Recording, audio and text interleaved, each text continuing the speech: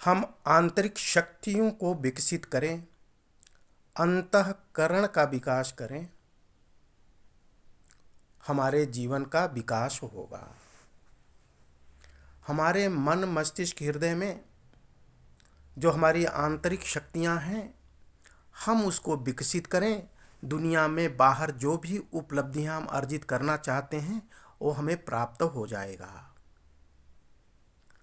लेकिन जो भी हम प्राप्त करें उसमें पुण्य और दुआ की कमाई हो।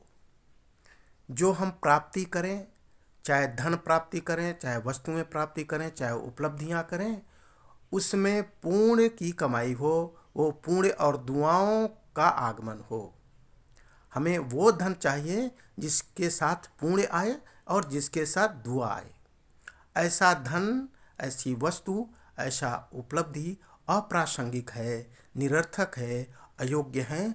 जिसके आने से पाप आ जाए, जिसके आने से बद्दुआ आ जाए, ऐसा कोई भी उपलब्धि अप्रासंगिक है, अयोग्य है, अहितकारिक है, हानिकारक है, नुकसानदेह है। तो जीवन का एक लक्ष्य स्पष्ट हो, एक अपनी अवधारणा स्पष्ट हो, एक अपनी फिलॉसफी हो, अपना सिद्धांत हो। हम जो भी प्राप्त करेंगे उसमें पूर्ण ही पूर्ण रहेगा। किसी का नुकसान जब होता है, हम किसी के नुकसान के साथ जब धनार्जन करते हैं तो वहाँ पे अहित उसका तो होता ही है, लेकिन हम अपना भी बहुत बड़ा अहित करते हैं। ऐसा लगता है कि ये लाभ हो रहा है, लेकिन इन लॉन्ग टर्म वो बहुत नुकसानदायी है।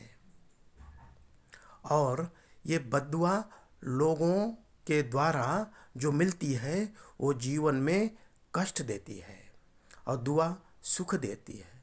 जहाँ पे धन, सोर्स, उपलब्धियाँ काम नहीं आती, वहाँ पे धन काम आता है। नहीं, वहाँ पे आपकी दुआ काम आती है। इसलिए दुआओं का बैलेंस बहुत ज़रूरी है। और दुआ और पुण्य तब होगा जब हम धनार्जन जो कर रहे हैं, जो शक्तियाँ प्राप्त कर रहे हैं, उसमें दुआ आए, उसमें पुण्य आए। ये तब होगा जब हम एक पवित्र मानवीय नैतिक सिद्धांत का पालन करते हुए वस्तुएं, धन, उपलब्धियां अर्जित करेंगे तो होगा। जैसे परहित सरिस धर्म नहीं भाई, पर पीड़ा सम नहीं अघमाई। किसी को दुख देने से बड़ा पाप नहीं, किसी को सुख देने से बड़ा पुण्य नहीं। ये जीवन का हमारा मूल सिद्धांत हो तो हम वो सब प्राप्त हो सकता है जो हम चाहते हैं। और सच यह है, हमारा अंतःस्थल कब सुख होता है, कब खुशहाल होता है, कब प्रसन्न होता है, जब हम दूसरों को सुख देते हैं, दूसरों को खुशी देते हैं, तो हमारा मन शांत होता है, सरल सहज होता है, आनंद से भर जाता है। अगर हम किसी को दुख देते हैं तो सबसे पहले हम अशांत हो जाते हैं, हम व्यथित हो जाते हैं।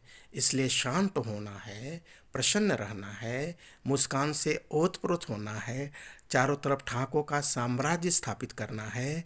तो अपने द्वारा किए हुए वाणी, व्यवहार, कर्म लोगों को सुख देने वाला है, ऐसा अपना व्यवहार हो और अपना ऐसा जीवन का सिद्धांत हो। तो आए चलें इस भाव को अपने करोड़ों कोशिकाओं में स्थापित करें कि और हम तभी कोई उपलब्धि अर्जित करेंगे जब लोगों को सुख देने के साथ वो उपलब्धियां अर्जित होगी।